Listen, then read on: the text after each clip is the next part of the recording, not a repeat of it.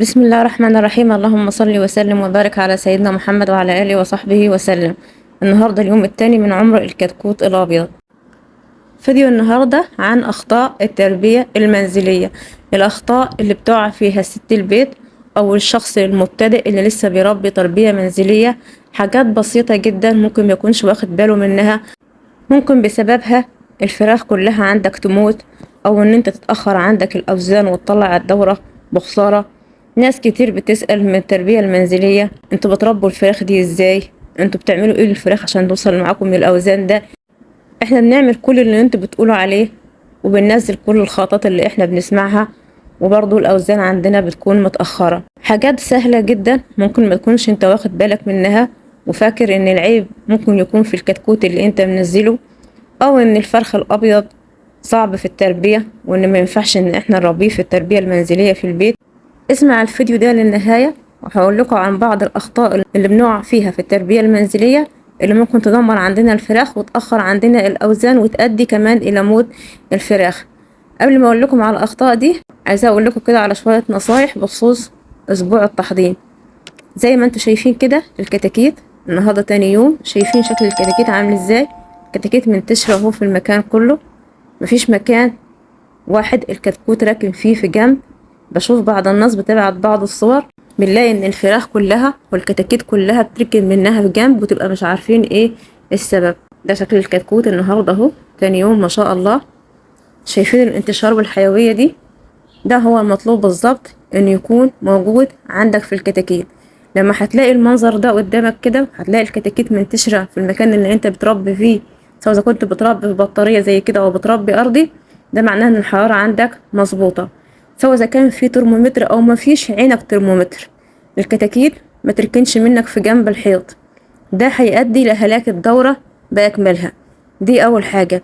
الحاجة التانية، لازم تلفت انتباه الكتكوت بأي حاجة، لازم تخبط على أي حاجة أو تعمل أي صوت علشان تلفت انتباه الكتكوت ليك، علشان الكتكوت ينتشر في المكان كله. الكتكوت الأبيض بطبيعته بيكون كتكوت كسلان شوية، عايز كده كل شوية حد يحسه على إن هو يقوم ويتحرك وياكل. الحاجة التانية، وسعوا يا جماعة المساحة العلفية.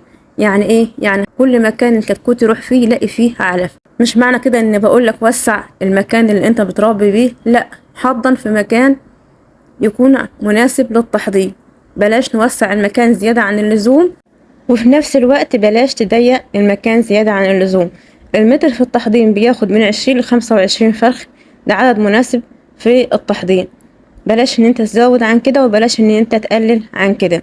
ممكن لو انت حبيت تزود في فصل الصيف في الحرارة العالية المتر تخليه متر ونص، مفيش اي مشكلة، بس ما نروحش نربي 20 كتكوت في أوضة كبيرة، لان انا فعلا بشوف، وده من ضمن اخطاء التربية المنزلية اللي انا بتكلم عنها، ان بلاقي حد منزل 20 أو 40 50 كتكوت في أوضة كبيرة. ده غلط.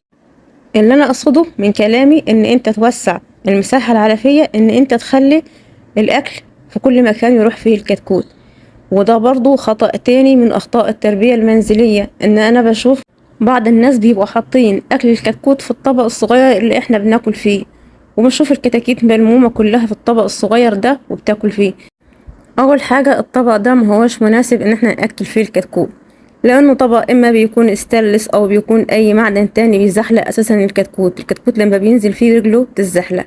طبق التحضير اللي موجود قدامكم ده هو سعره مش غالي، هو سعره كله 20 جنيه، هيفضل معاك طول العمر لو انت ما كسرتوش يعني. الطبق ده معمول مخصوص علشان الكتاكيت تقف فيه، وفي دبابيس او في نقط كده صغيرة في الطبق موجودة بتحافظ على توازن الكتكوت مش بيتزحلق. طبق واسع ممكن يشيل لحد 20 كتكوت، انما الطبق الصغير اللي بيشيل 4 أو 5 كتاكيت ده، ونقول ان احنا كده حاطين الاكل قدام الكتاكيت، لا، ده تبعدوا عنه تماما، ده خطأ من اخطاء التربية المنزلية. هات طبق التحضير افضل، وزود كمان مع طبق التحضير اول يومين من عمر الكتكوت ورق جرايد او ورق كرتونة، وحط عليه اكل بحيث ان الكتكوت مطرح ما يمشي يلاقي قدامه اكل. نيجي بقى للأخطاء اللي هي ممكن تدمر عندنا الفراخ، اللي ممكن تموت عندنا الفراخ. بس يا جماعة بالله عليكم كده ادخلوا واعملوا لايك، لو انت مش مشترك اشترك في القناة. ايه هي بقى أخطاء التربية المنزلية اللي ممكن تموت الفراخ؟ مثلا بشوف حد بيكون عنده مشكلة معينة، ظهرت عنده أعراض بيعرض المشكلة دي على حد متخصص أو على دكتور أو على أي حد بيفهم في تربية الفراخ، والحد ده بيوصف له مثلا الأدوية. يجي حد تاني بقى تحصل عنده أعراض مشابهة للأعراض اللي كانت موجودة عند الشخص ده، فبيروح مديله الأدوية اللي هو استعملها للمشكلة اللي عنده. بيقول أنا كان عندي نفس المشكلة والأدوية دي جابت معايا نتيجة. دي بقى كارثة ممكن تؤدي لموت الفراخ كلها.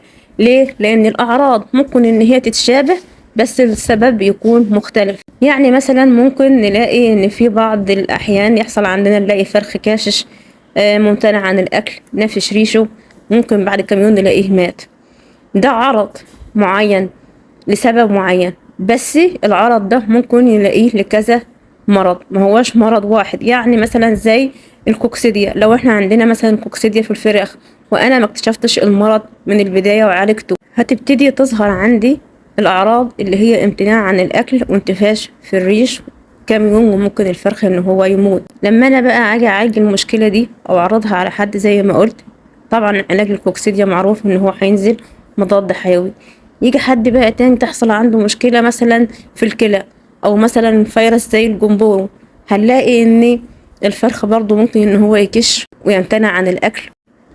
يجي بقى حد اللي هو كان عنده مشكلة في الكوكسيديا وظهرت عنده اعراض مشابهة للاعراض دي، يديك المضاد الحيوي اللي هو نزله وقتها في المشكلة بتاعته.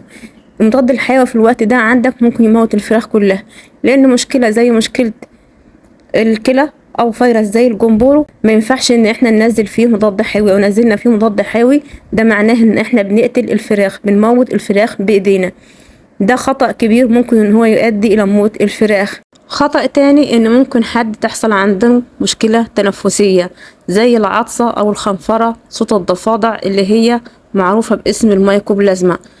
الحد ده ممكن يحصل عنده في العمر الصغير، يعني عمر 10 أيام، أسبوع، 20 يوم. في الوقت ده طبعا بينزل مضاد حيوي لأن مفيش علاج للمشكلة دي غير المضاد الحيوي. ممكن بقى يجي حد تاني تحصل عنده نفس المشكلة، تحصل عنده نفس الأعراض دي هي بالظبط، بس الاختلاف هيكون في العمر. يعني مثلا الحد ده حصل عنده في البداية في العمر الصغير، التاني ممكن تحصل عنده في العمر الكبير من بعد مثلا عمر الشهر. يجي بقى اللي هو حصلت عنده نفس المشكلة دي في العمر الصغير يكون بيدي الأدوية اللي هو نزلها أو المضادات الحيوية يوصفها لحد تاني عنده المشكلة نفس المشكلة في العمر الكبير. ده برضه بيموت الفراخ، ده برضه هيقتل الفراخ. ليه؟ لأن في مضادات حيوية تقيلة ما ينفعش إن إحنا ننزلها في العمر الكبير، ينفع إن أنا أنزلها في العمر الصغير، هتجيب معايا نتيجة، لأن الكتكوت أساسا بيكون عنده مناعة من الأم، مناعة أموية. في العمر الكبير الفرخ ما يبقاش عنده مناعة الأم بتكون خلاص انتهت وخلصت، بنعتمد على المناعة اللي احنا بننفعها بالأدوية وبالرعاية. نيجي احنا ننزل مثلا مضاد حيوي تقيل زي مثلا الدوكسي في العمر الكبير، ده هينزل المناعة، هيخلي الفرخ عرضة لأن هو يحصل عندنا فيروسات. وممكن كمان يكون المشكلة التنفسية دي سببها أساسا فيروس، في حضانة فيروس موجودة. المفروض في الوقت ده ان انا ما نزلش مضادات حيوية، او لو هنزل مضاد حيوي هيكون مضاد حيوي خفيف ما ينزلش عندي المناعة. علشان كده لازم نخلي بالنا ان احنا ما ناخدش ادوية من حد لمجرد ان هو جرب الادوية دي وجابت معاه نتيجة. اسأل حد متخصص، حد فاهم في الفراخ، يديك العلاج المناسب لفراخك. خطأ تاني بقى من الاخطاء اللي بنقع فيها في التربية المنزلية موضوع التدفئة، ان احنا بندفي مثلا بكام لمبة. بشوف بعض الناس بيقولك انا عندي حاطط في المكان اللي انا مربي فيه الكتاكيت لمبة او 2، وبرضو الكتاكيت مش متجمعة حوالين بعض، الكتاكيت لما على بعض، يعني الكتاكيت بردانة. بيبقى واخد المعلومة من حد تاني مثلا بيقوله ان انا حاطط عندي لمبة مثلا 200 ومدفية الفراخ. نيجي انت بقى تروح جايب زي الشخص ده لمبة 200 مثلا وتحطها للفراخ. الاختلاف هيكون في ايه؟ الاختلاف هيكون في المكان. مكانك مش زي مكان غيرك، في فرق ما بين اللي بيربي 10 15 20 كتكوت في كرتونة او في صندوق خشب، وبين اللي بيربي نفس العدد او اكتر شوية في عشة مثلا ليها سقف وليها حيطان. الكرتونة او الصندوق الخشب بيبقى محكوم عليهم في التدفئة، يعني بيحتفظ بالتدفئة اكتر من الأوضة اللي هي فيها حيطان. الحيطان والسقف بيكون فيه رطوبة بتستهلك معانا تدفئة اكتر، السقف بيكون عالي فبيستهلك معانا تدفئة اكتر، مش زي طبعا الكرتونة او الصندوق المتحكمين فيهم.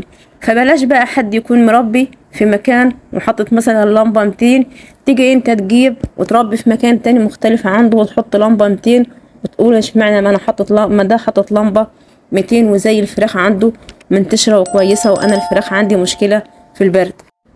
اخر نصيحة بقى بالنسبة للكتاكيت في اسبوع التحضير نسيت اقول لكم عليها في بداية الفيديو، ان احنا ننزل الكتاكيت كل يوم بيضة زي ما انتم شايفين كده، مصدر ممتاز للبروتين هيساعد معنا في رفع وزن الكتكوت من بداية الاسبوع الاول. كده بقى يكون نهاية الفيديو. اي نعم هو فيديو رخم وطويل شوية بس فيه معلومات مفيدة هتفيدك، بس ما تنساش اللايك وتفعيل زر الجرس والاشتراك لو انت مش مشترك.